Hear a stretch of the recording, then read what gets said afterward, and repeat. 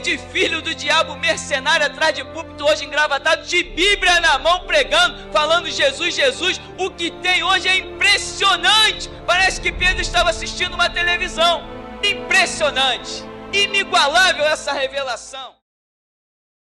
Amém. 1 Reis, capítulo 13 diz: Eis que um homem de Deus chegou de Judá a Betel, por ordem de Yahvé, no momento em que Jeroboão estava em pé diante do altar para queimar incenso. E por determinação de Yahvé gritou contra o altar esta condenação: altar, altar. Assim fala Yahvé, o Senhor. Eis que na casa de Davi nascerá um filho chamado Josias, que imolará sobre ti os sacerdotes dos altares idólatras que hoje queimam incenso aqui, e ossadas humanas serão queimadas sobre ti. Naquele mesmo dia deu ele um sinal, afirmando: este é o sinal de que Yahvé falou: o altar se partirá, e toda a cinza que está sobre ele se derramará. Quando o rei Jeroboão ficou sabendo o que o homem de Deus bradava contra o altar de Betel, estendeu a mão e exclamou: prendei-o. Entretanto, o braço que estendera contra o homem de Deus ficou paralisado, como se tivesse secado, de modo que ele não conseguiu mais recolhê-lo. Em seguida, o altar se partiu e toda a cinza se derramou do altar, exatamente de acordo com o sinal que o homem de Deus havia profetizado por ordem do Senhor. Então o rei rogou ao homem de Deus: aplaca, eu te suplico, a ira de Yahvé teu Deus, e ora por mim para que meu braço volte a ser o que era.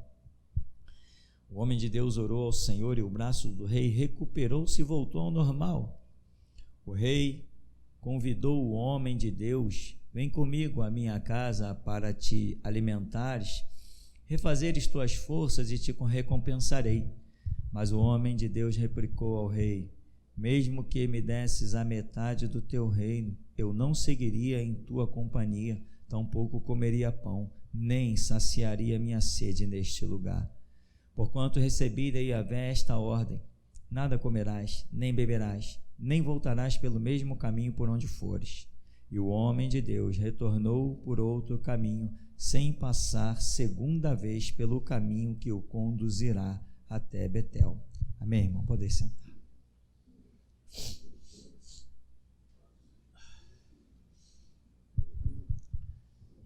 Irmãos, Deus fala, Deus é vivo. Se é vivo, é um ser, fala. Muita gente já tateou onde está Deus, como eu e você. Hoje não tem mais dúvida do que é Deus. Não tem mais dúvida do que é o poder de Deus. Quando você pode ver até uma arma na tua frente em que ninguém ousaria dizer que não é o teu fim, você ainda diz assim: quero ver. Isso é conhecer Deus. Nós não tateamos mais Deus. Nós sabemos que Ele é poderoso, sabemos que Ele tem projetos, Ele cria projetos sobre a terra e nenhum dos seus projetos sofre detrimento, nem por impérios, exércitos, reis, presidentes.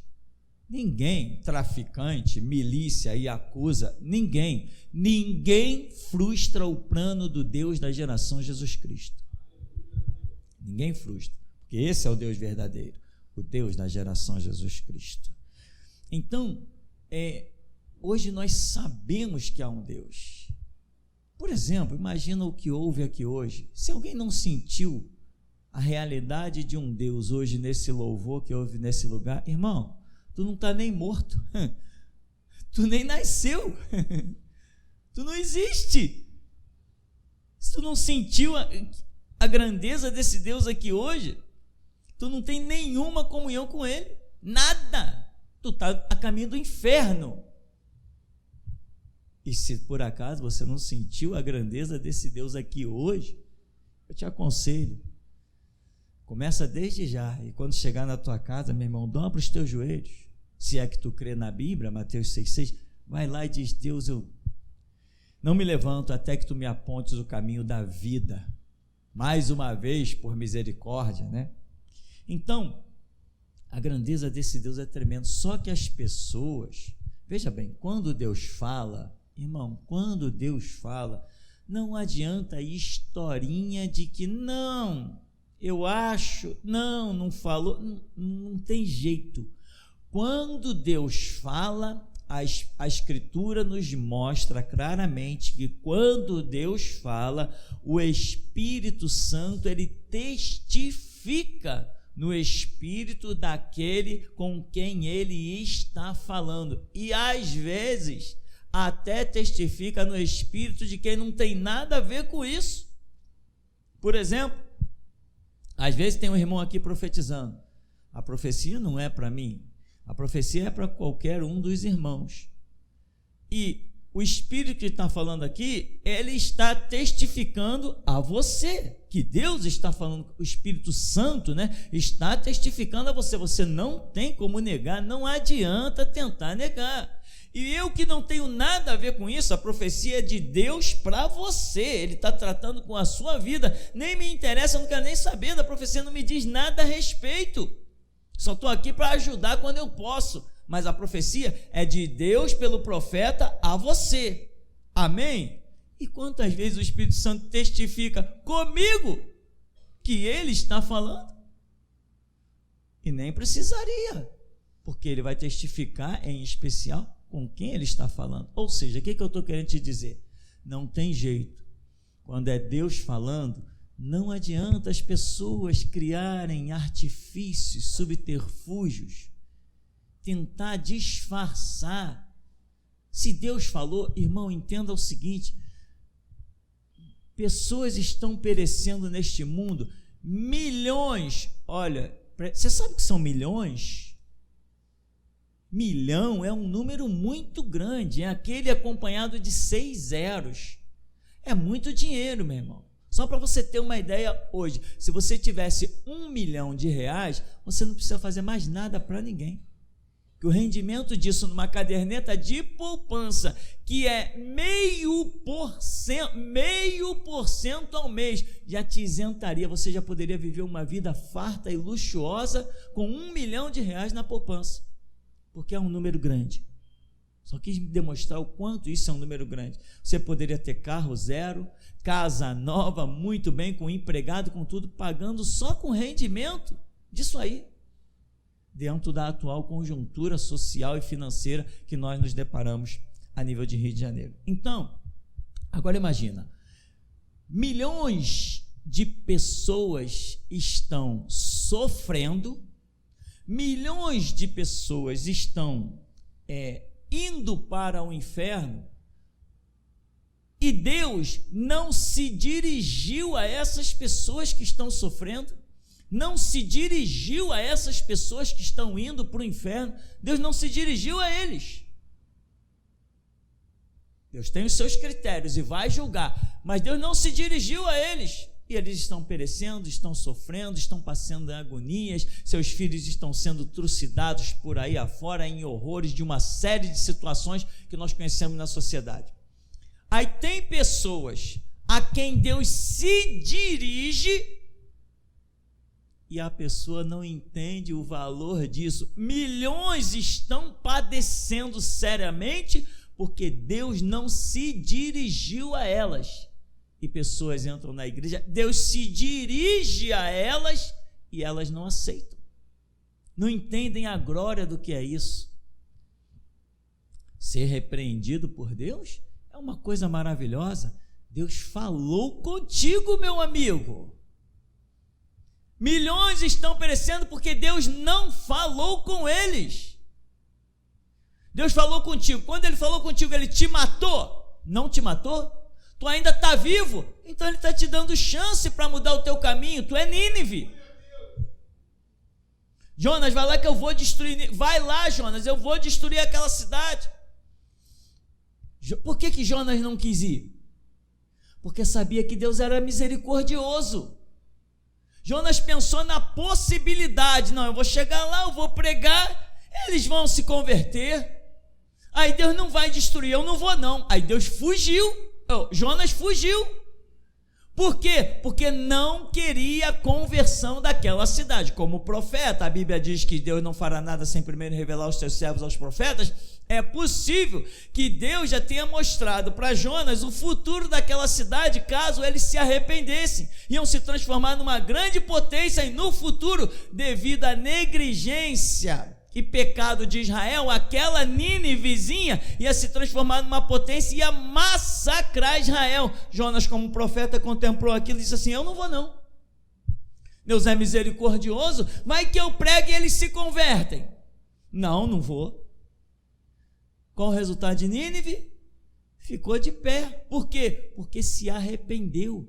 Mas Jonas chegou lá: seus hipócritas, raça de víboras. Imagino que Jonas já estava irado, já não queria ir.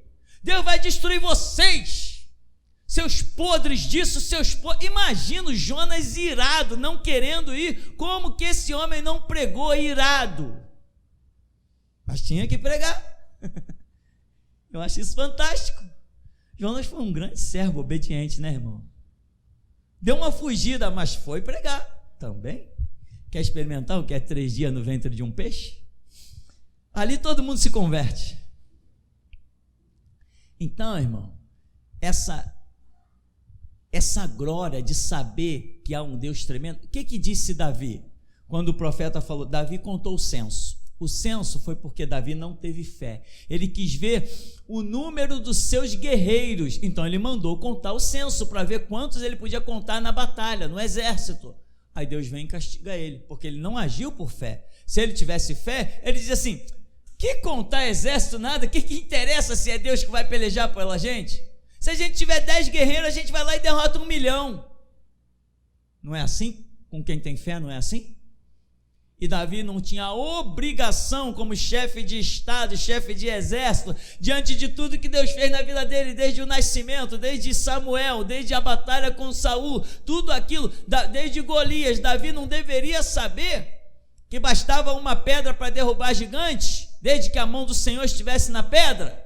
Contar o censo foi um pecado grave. Aí veio um profeta, me foge a memória o nome desse profeta, vem falar com Davi e diz assim: Davi, tu pecou, né? Quem te mandou contar esse censo aí? O Senhor te propõe 3 coisas. Aí falou 3 coisas. Dentre elas falou assim: os inimigos vão te perseguir durante não sei quanto tempo, ou então tu vai cair na mão do Senhor, e o Senhor vai te castigar. O que Davi diz? Caia eu nas mãos do Senhor. Olha só! Ele sabia que os inimigos iam persegui-lo, mas ele podia lutar. Os inimigos iam persegui-lo, mas ele podia fugir. Não, eu não quero fugir de ninguém, não quero cair na mão do Senhor. Ele preferiu cair na mão daquele que tinha poder de matá-lo fulminado ali, na hora, naquele instante. Caia eu na mão do Senhor. Mas aí ele vai e diz: porque eu sei que o Senhor é rico em misericórdias. Diante de uma repreensão, Davi está reconhecendo quem é Deus. Coisa muito tremenda, muito gloriosa, irmão. Irmão, no começo da caminhada a gente escutava a seguinte frase. Uma vez eu escutei essa frase, eu nunca mais esqueci. Uma mulher disse isso em alguma ocasião: olha, o não de Deus é tão bênção quanto o sim. Aquilo entrou na minha memória assim, eu nunca tinha ouvido aquilo. Foi a primeira vez que aquela mulher falou: o não de Deus é tão bênção quanto o sim. Eu parei e falei: isso é poderoso? E analisei. Então eu tenho que orar e dizer, até esperançoso, tomara que Deus me diga um sim. Mas quando Deus disser assim, não, eu digo: poxa, Senhor, obrigado por esse sim. É igual, porque tanto no sim quanto no não, ali está aquilo que eu quero, a vontade de Deus. Foi por isso que você entrou aqui na geração Jesus Cristo? Pela vontade de Deus? Então te quebra, te conserta, te humilha, põe a boca no pó, chora lágrimas de sangue, faz tudo. Mas, irmão, entra nesse céu glorioso. Ficar fora é complicado. Tem gente que não está nem avaliando a realidade de um inferno. Irmão, se tu crê em Jesus, tu és obrigado a crer no inferno, hein? Não vem desmistificar as parábolas como fazem os TJs, né? Não, caiu no inferno, queimou e acabou. O inferno não tem nem fogo, aquilo lá não é combustão, não. O fogo é símbolo de juízo condenatório. É por isso que o inferno é tratado de fogo, mas não tem fogo no inferno não, hein? Ninguém queima não, nem quem gosta de uma carninha, já que eu estou aqui eu vou aproveitar para fazer um churrasco. Não vai nessa onda não, que não vai rolar, não tem fogo lá não. Significa que a pessoa estará definitiva, eternamente debaixo de um juízo opressor de Deus, enquanto que os salvos estarão definitivamente debaixo de uma graça consoladora de Deus. São os dois extremos. Amém? A cruz liga a terra e o céu e aponta dois caminhos bem distantes um do outro. A cruz tem várias simbologias na sua simples elaboração artística, vamos assim dizer. Então, irmão, você tem que lutar. Não adianta questionar. Tem gente que, né, é que agora os grupos estão divididos, de vez em quando sai um lá dos grupos lá, principalmente do grupo do início, o grupo de estudo, toda hora está saindo um lá. Por quê? Não, porque a profecia tal. Ah, é? A profecia te ofendeu? A profecia te ofendeu? Tu não é crente, não? Como é que uma profecia te ofende? Se a Bíblia diz em Mateus 5, 11 e 12, que bem-aventurados os perseguidos, os caluniados, os difamados, exultai e alegrai, porque é grande o vosso galardão no céu. Ah, você está achando que a profecia te perseguiu, te caluniou, te difamou, e tu fugiu? Ah, então tu é falso mesmo. Porque a Bíblia não diz que você vai receber palavras contrárias só lá no mundo. Senhor, tu não plantaste o trigo na tua seara? Como surgiu o joio? O joio está aí, no meio da plantação.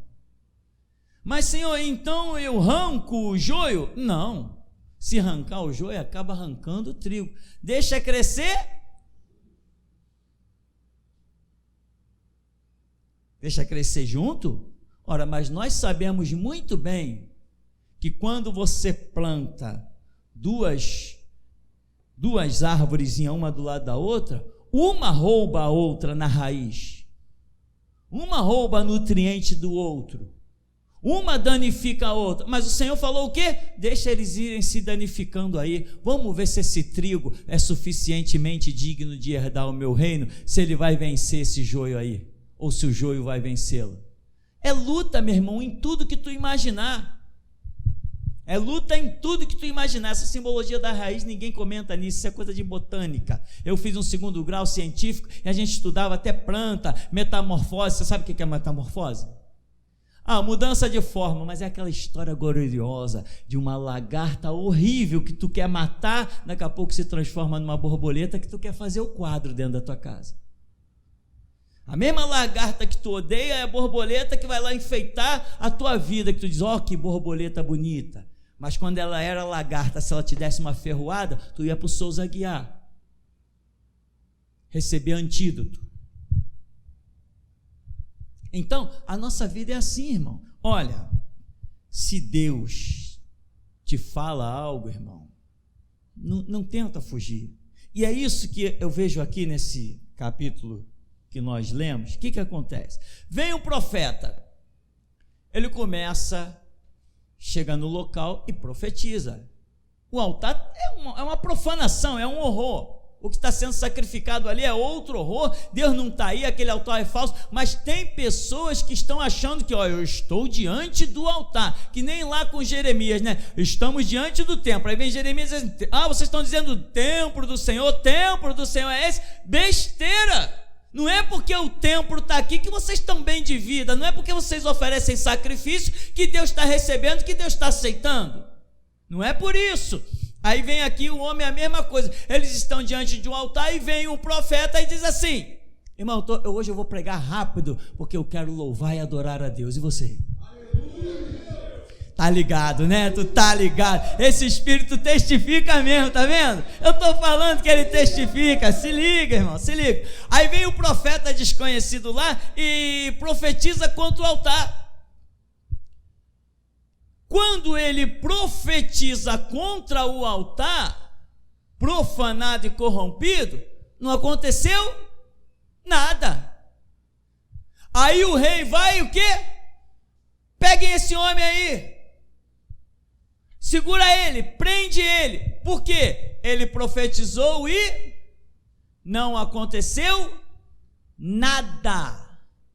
Você deve perceber da cronologia do texto, né? Ele profetiza. O que aconteceu? Nada. Altar, e assim diz o Senhor: o altar vai se fender e a cinza vai escoar. Não aconteceu nada. Pega ele. Aí a mão travou. Quem foi que disse que quando o profeta profetiza, tem que se cumprir na visão dos homens, na hora e no tempo dos homens? Quando ele pega ele, a mão travou, aí o altar, e a cinza, plá. Muita gente só verá que a palavra se cumpriu depois de já ter colhido do juízo, meu irmão. E eu estou pregando para que isso não aconteça com você. Porque eu ainda estou pregando para um povo que ainda está dentro de um centro de seleção e justiça.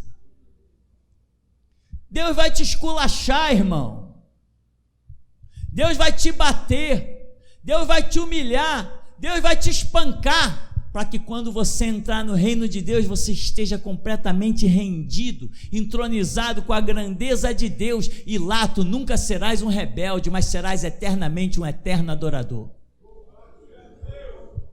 Por isso que nunca mais haverá rebelião no céu, porque Deus vai te pisar aqui nessa terra, Ele vai te humilhar, Ele vai te bater, Ele vai deixar você levar tapa na cara, igual Jesus levou tapa na cara, Pedro, Paulo, Tiago, João, igual todos eles. Ele vai deixar te matarem quando chegar a tua hora, porque todos eles morreram também por Cristo, e o próprio Cristo morreu por ti. Aleluia, Deus ainda vai trazer coisas sobre ti. Quando Deus apontar o teu pecado, cavar e trazer à luz toda a tua vida enlameada, meu irmão, sabe o que ele está dizendo com essa prática? Vamos ver agora se tu és um adorador. É assim que funciona, irmão.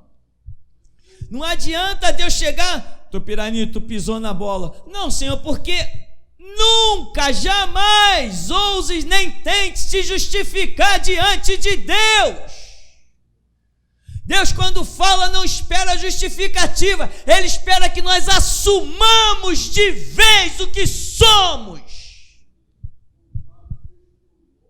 Não tem justificativa não, é louco contender com Deus.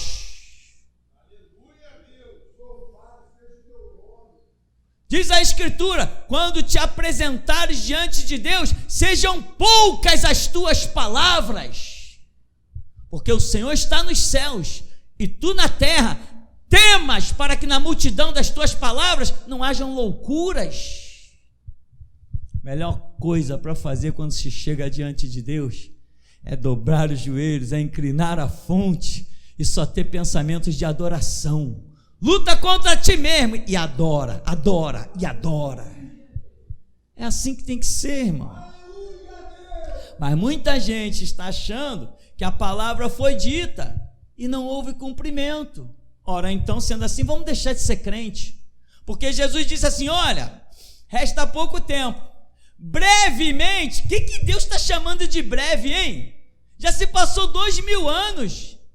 Brevemente eu voltarei para vós. Peraí, brevemente? Já passou 2000 anos? Que brevemente? Esse livro é falso, esse livro é mentiroso, eu não quero mais saber disso não. Brevemente é esse que Jesus não voltou. Aí vem o apóstolo Pedro e diz assim: olha, Deus não é tardio na sua promessa, Ele é longânimo e misericordioso. Ele não tem prazer em condenar, Ele está esperando que mais e mais cheguem ao pleno arrependimento, Mas no final dos tempos aparecerão escarnecedores, dizendo: onde está a promessa dele? Que ele viria, desde que os nossos antepassados dormiram, tudo permanece como sempre, do mesmo jeito. Aí Pedro diz assim: eles ignoram, eles negam que para Deus um dia é como 1000 anos, e 1000 anos como um dia. Ele voltará, e esses elementos ardendo se fundirão. Vós sois a geração eleita, vós sois o povo de propriedade exclusiva de Deus, levantados para herdar a glória que está por vir.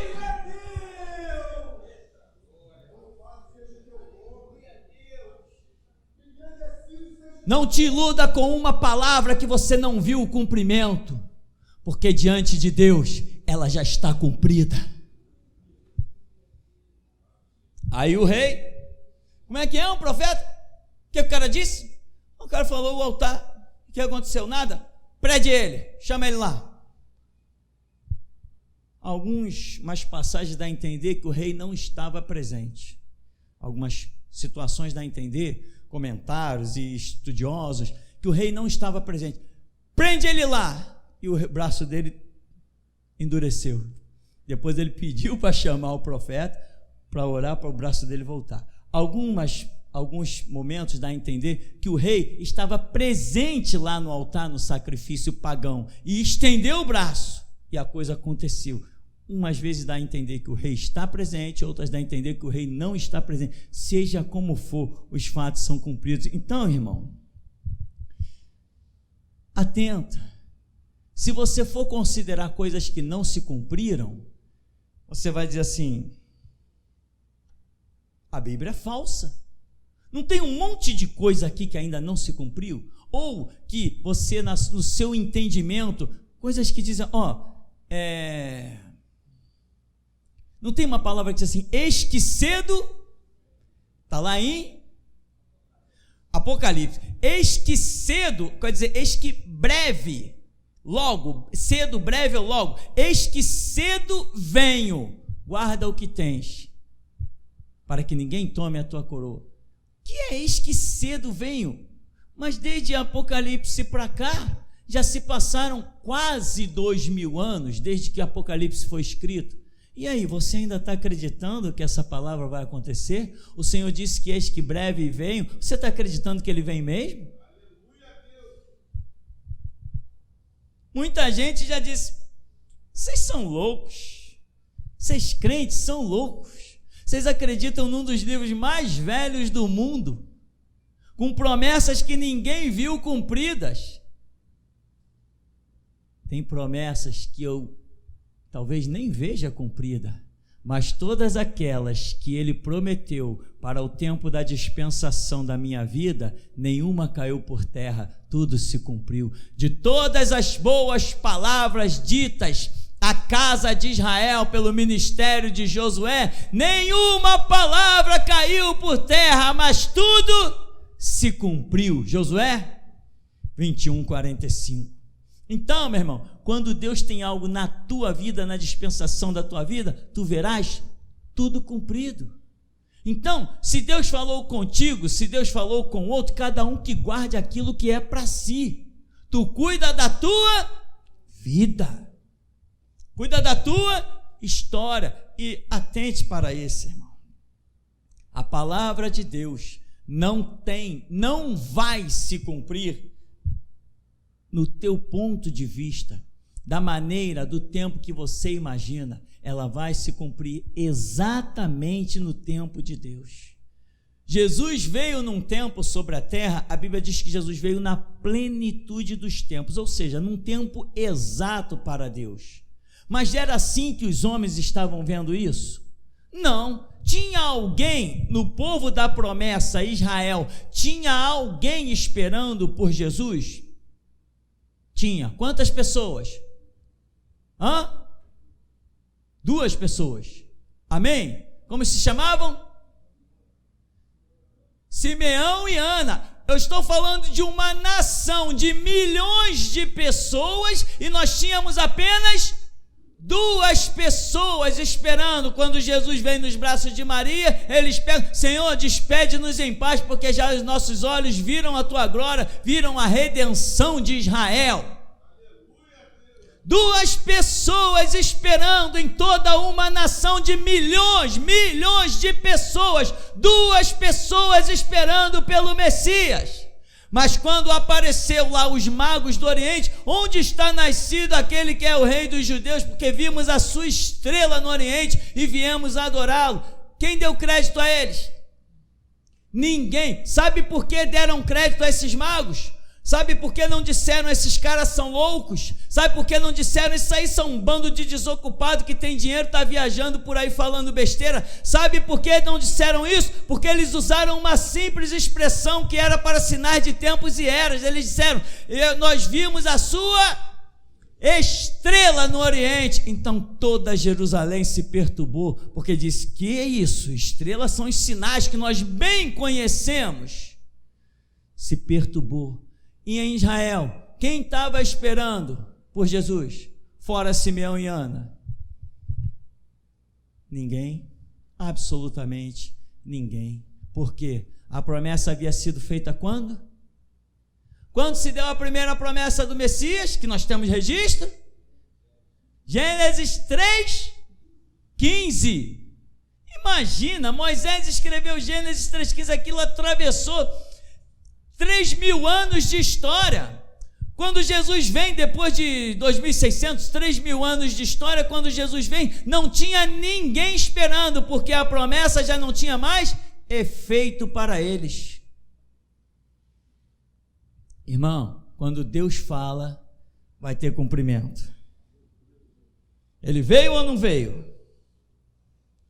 E agora ele diz: breve, virei novamente, segunda vez. Quando Deus der uma palavra, mesmo que você não esteja vendo o cumprimento dela, viva como se ela já estivesse se cumprindo. É assim que se vive com Cristo, é assim que se vence. Ebenezer, até aqui nos ajudou o Senhor. A paz para a igreja. Pastor, naquele louvor que o senhor fala de Josué, no início do louvor, eu vi uns cavalos brancos aqui, só que eles estavam inclinados na direção da rua, não de frente, como tinha visto de outras vezes, e tinha uns soldados, tá? E nesse mesmo a visão, eu vi a sua esposa, Cláudia, ela aos pés do Senhor, orando muito e chorando muito aos pés do Senhor.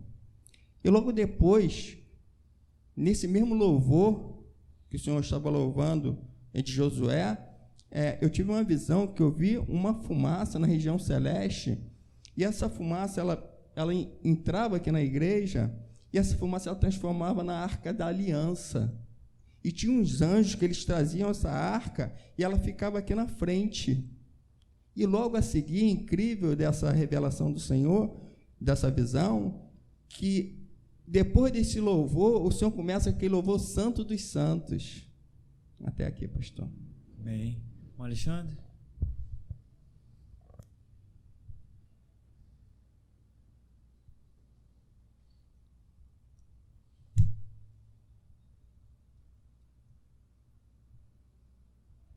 Aleluia.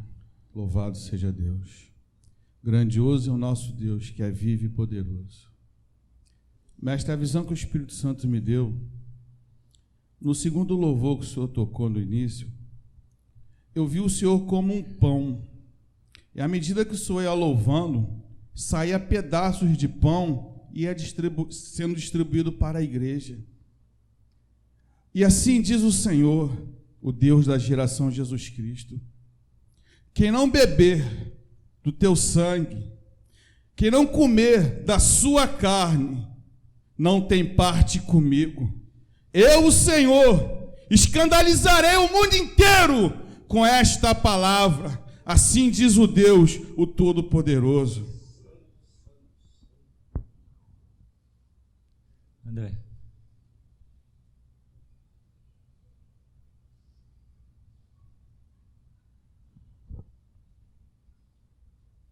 Amém. No momento que o irmão Altair estava louvando a Deus, Deus me deu uma palavra e ele disse assim: eu sou o que sondo as mentes e os corações, manda dizer o Senhor. Irmã Dayana, teus louvores, a tua adoração está diante de Deus. Os teus louvores, eles são como cordas que arrebata os corações humildes aos pés do Senhor. Manda te dizer o Senhor nesta manhã.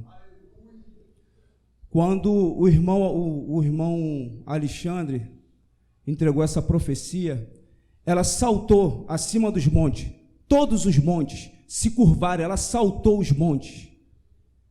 Até aqui. Ô Marcos.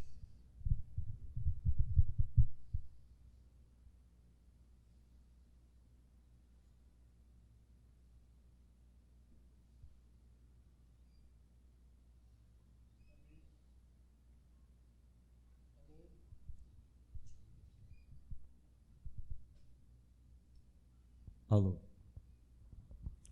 Amém. Mestre, Deus me deu uma visão de um grande altar sendo erguido ao som de ataguates. Um grande altar sendo erguido ao som de ataguates. Mas assim te diz o teu Deus nessa manhã: muito em breve tu estarás diante desse demônio do altar e tu porás ele abaixo, tu racharás esse altar ao meio. Assim diz o teu Deus nessa manhã. Amém. Até aqui.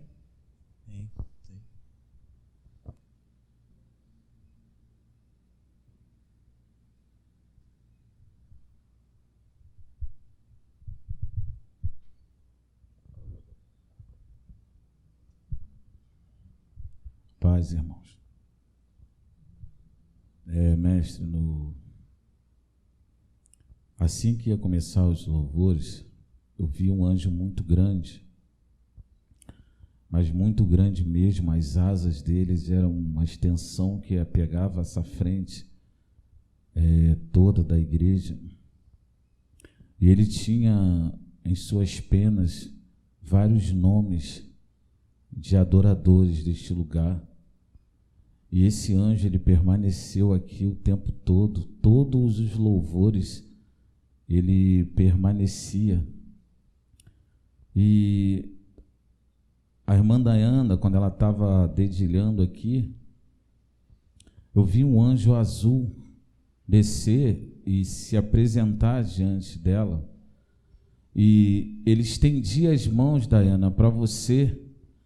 Impressionante, quando ele se estendia as mãos, que você tocava nas mãos dele, você se tornava como ele, ficava completamente azul, irmão. Pô, muito tremendo, louvado seja Deus. Durante a palavra, irmão Carlos, generoso, Deus me mostrava, irmão, você como um ponto de interrogação, e colado a você tinham várias folhas de livros, e um anjo se apresentava dentro de você, diante de ti, e ele te propunha arrancar essas folhas, e essas folhas que eu entendi, elas te deixavam como uma incógnita, irmão.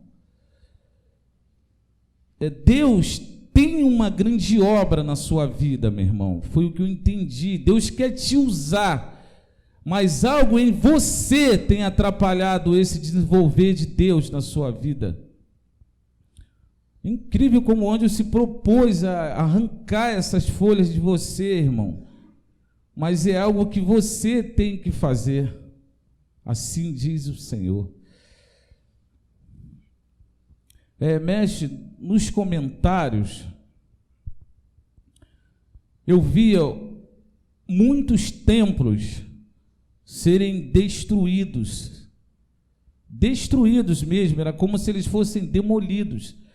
E eu via várias pessoas mortas que estavam dentro desse templo, toda envolta em pó. Porém, alguns poucos, eles permaneciam em pé e nem sujos estavam.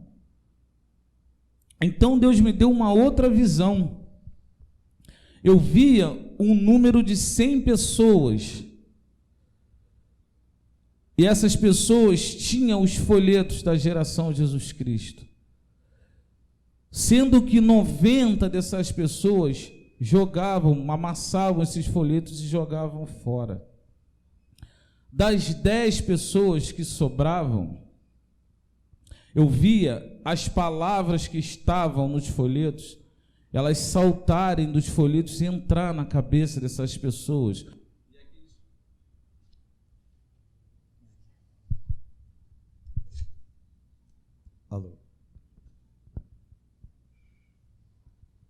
Alô.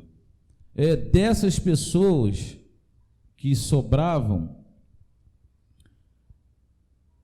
louvado seja Deus, eu vi as palavras saltarem e adentrar na cabeça das pessoas e o papel ficar completamente em branco. Então eu via 5 dessas pessoas vomitarem a palavra e 5 dessas pessoas aceitavam aquela palavra e permaneciam com ela. E ali essa visão cessava, mestre. Até aqui. Davidson.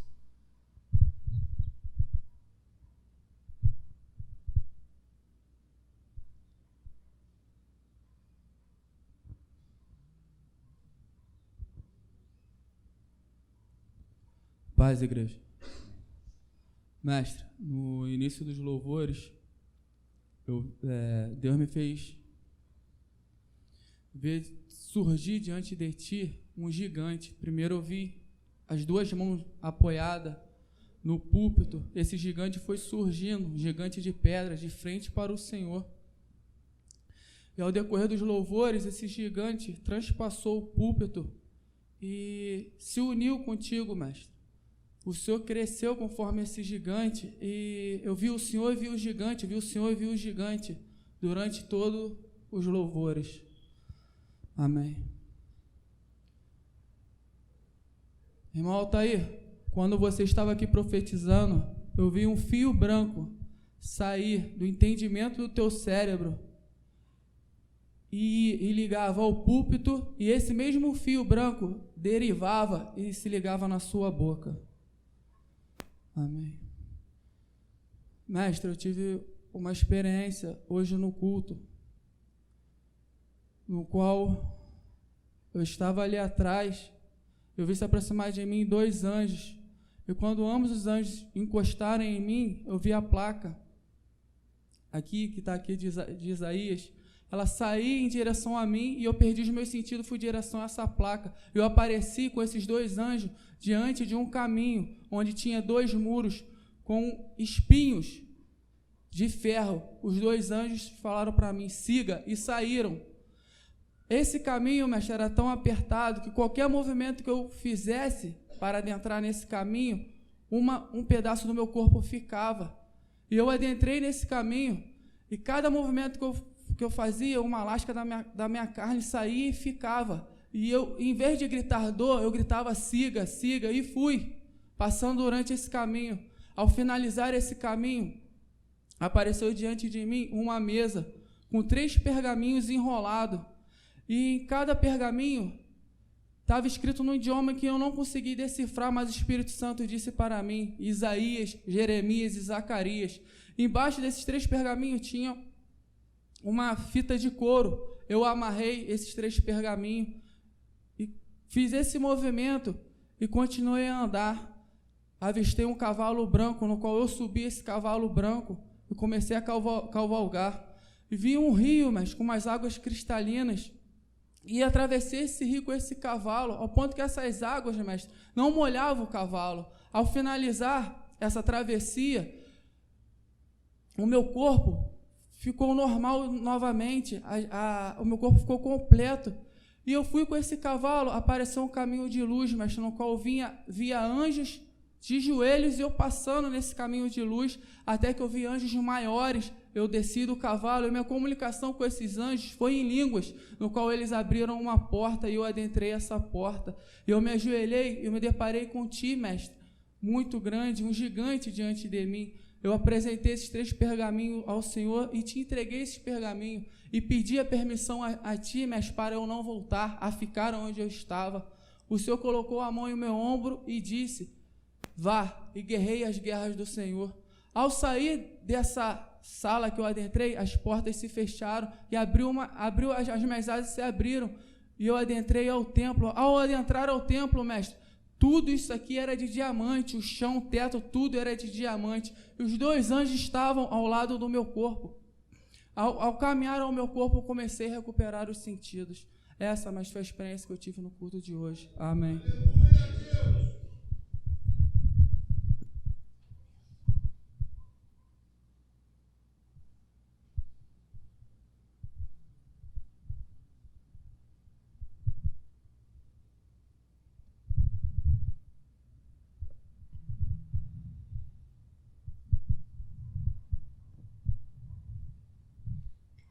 No momento que você falava sobre os folhetos, eu vi um X diante de ti, Vieira. E Deus disse assim: tu não és digna de tocar nesses folhetos, pois não aceitou a minha correção. Eu vi também um laço, e esse laço amarrava a ti, Vieira.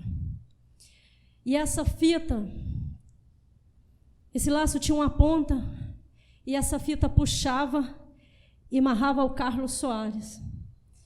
E a ponta saía e passava para fora, e ali até em direção à rua, e eu via ela saindo até a porta da igreja, até aqui.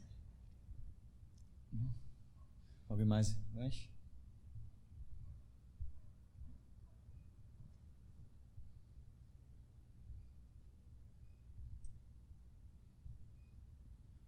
Ao final da pregação, eu comecei a ouvir uma voz, mestre, mas eu não entendi o que estava sendo dito. Quando eu prestei atenção na voz, eu identifiquei que era do irmão Cícero. O Espírito Santo disse a mim: és a oração do Cícero.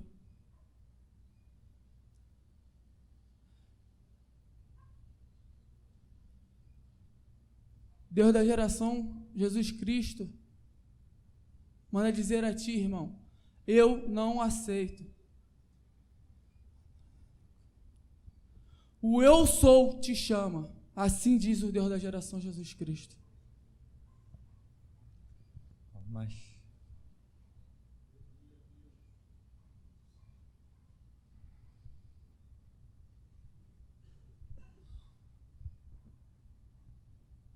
mestre, depois que a Dayana louvou a primeira vez, quando ela concluiu o louvor, o Senhor disse, se não me recordo, aqui é Betel.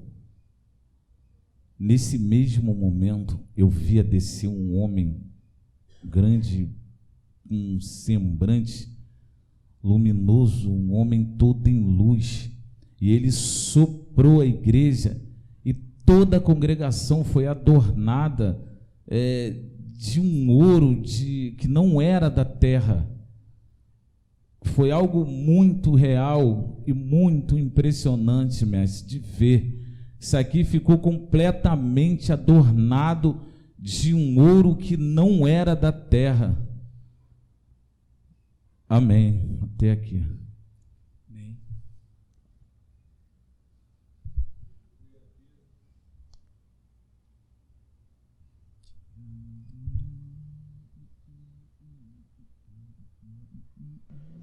Quando estávamos louvando aquele louvor, tente lembrar, se alguma vez Jesus te abandonou, eu vi vários anjos voando e eles não eram da cor azul, mas tinha algo azul que os envolviam. E eles tinham uma espécie como se fosse, não era uma corda, como um pano azul. E eles vinham e jogavam sobre o Senhor e aquilo ficava voando assim ao redor do Senhor. Amém. Eu tive uma visão no momento dos louvores. Eu vi num lugar um monte. E nesse monte eu via 3 pessoas. Mas a terceira estava lá, mas ela como se não estivesse lá e como se já estivesse lá. Então eu vi ela correndo. Era uma pessoa mais velha, mas corria com vigor e vinha pulando para se juntar com aquelas outras 2 pessoas que estavam numa espécie de um monte pequeno, num lugar muito bonito, muito belo lugar. E o entendimento que eu tive foi esse. Esse terceiro que vinha correndo era o Senhor, mestre. E os outros 2 que estavam lá era Elias e João Batista.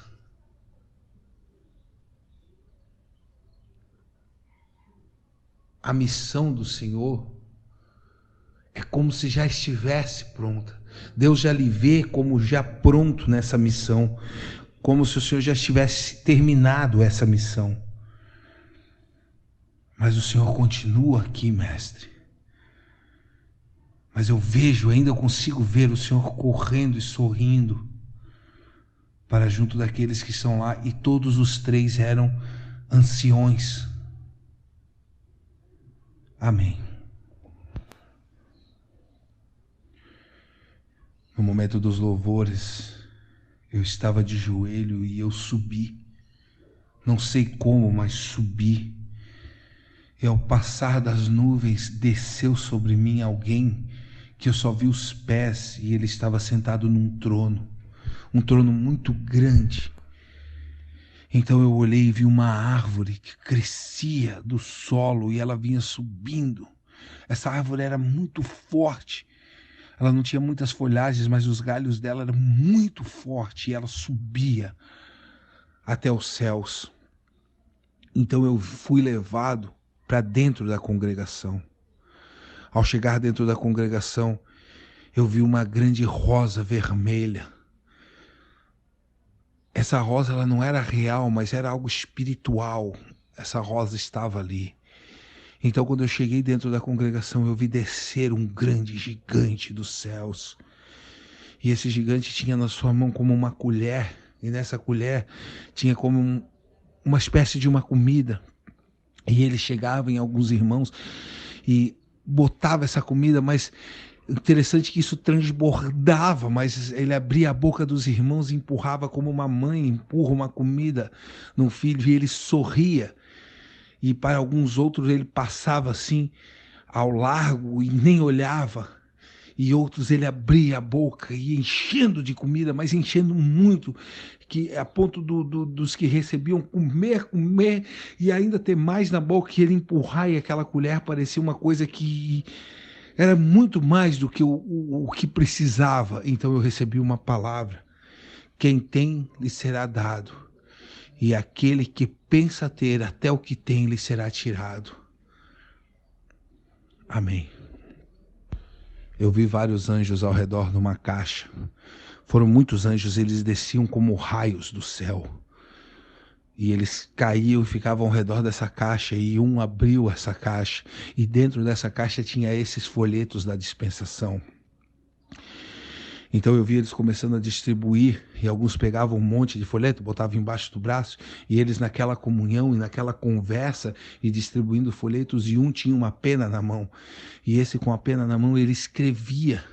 E eu vi esses anjos se dirigindo aos grupos dos irmãos que iam distribuir os folhetos, e eram muitos folhetos, mas quando eles iam para determinado grupo, eles tinham que passar por esse anjo que anotava, e ele anotava o nome do anjo e o dos irmãos que estavam na distribuição desses folhetos. Amém. Eu vi uma estrela surgir no céu, uma estrela muito brilhante, E eu vi uma grande catedral católica. E eu vi dentro dela como se fosse bispos, papas, aqueles com os chapéus. E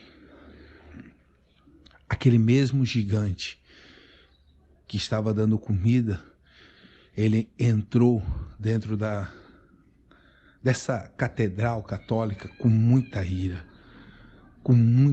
mesmo. E como se ele fosse quebrar tudo, mas eu não vi ele quebrando, mas eu vi ele entrando assim com uma face de ira, e ali essa visão cessou. Amém. Quando o irmão Altair estava louvando, eu recebi uma palavra para te entregar, irmão. Assim me manda dizer o Senhor da geração Jesus Cristo, o santo que habita em meio aos louvores desse lugar, o Deus conhecido por aqueles que são verdadeiros e que seguem o caminho do último Elias. Assim diz o Senhor a ti: eu trarei uma bênção para a tua casa e para a tua família, pois em muito tem me agradado o teu caminhar, e se continuares na tua decisão firme e constante de caminhar comigo, eu abençoarei o teu lar, e até aquilo que tu me pedes em oração, que vês como impossível, eu, o Senhor, te digo, diante da tua perseverança, eu farei. Diana, quando tu louvas, eu te vi como uma árvore, mas uma árvore de luz muito tremenda. E essa árvore sai, essa luz, como que gerando outras árvores. Amém.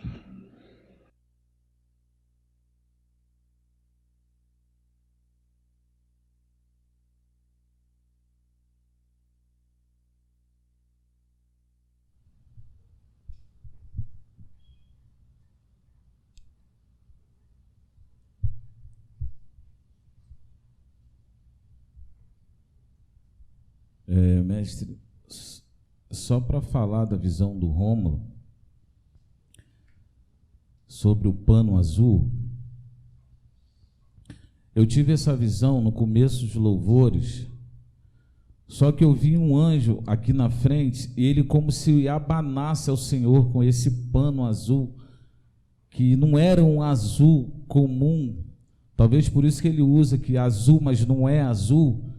E ele ficava aqui como se abanasse ao Senhor com esse pano azul. Isso foi visto também no começo dos louvores. Amém. Irmão Alexandro, eu vi, irmão, uma criança e você dava a mão direita para ela. Quando você largava, a criança ficava doente. Quando você segurava, ela tornava a ficar sã. E eu via isso acontecer algumas vezes, irmão. Essa criança só ficava sã quando ela estava de mãos dadas com você, irmão. Amém. Até aqui, pastor.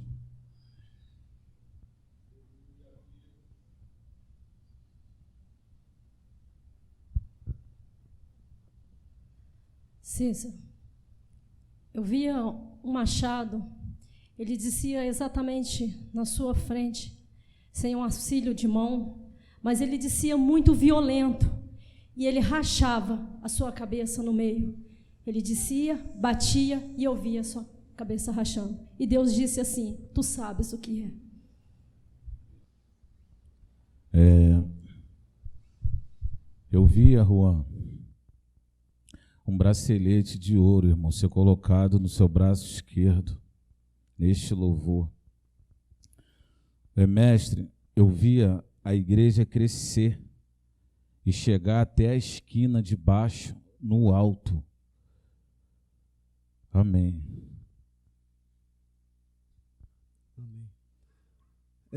No momento, irmã Dayana, que você louvava, em todo o tempo ficava aqui na sua frente um diamante muito bonito. Esse diamante é grande, muito bonito, sendo que ele se mudava em várias cores, amarelo, azul, o branco, o vermelho, ele ficava em todo o tempo se mudando as suas cores, e você se transformava nesse diamante. Essa foi a visão. Amém, irmãos. Deus bendito e glorioso, nós te damos graça, meu Senhor. Que diremos, pois, à vista destas coisas, Senhor? O Senhor é conosco, o Senhor é por nós. Não importa, Senhor, quem será contra nós. Porque, Senhor, seja no vale, seja no deserto, nos montes, não importa onde for, nós temos que ser o que somos, adoradores, Senhor, servos, quer na vida, quer na morte, quer no perigo, quer na nudez, na altura, na profundidade, Senhor, no presente ou no porvir, Senhor, nada nos pode separar do amor de Deus que está em Cristo Jesus. Nem lágrimas, nem angústias, nem necessidade, Senhor, a Tua palavra diz que nada nos pode separar, pois o Senhor não nos dará nenhum fardo mais pesado que o que possamos carregar. Por isso nos dá a graça para entendermos que o que carregamos, Senhor, é a nossa leve e momentânea tribulação, que não se compara com a glória que em nós há de ser revelada. Fortifica o teu povo, Senhor, leva-nos, pois nós somos os teus últimos guerreiros.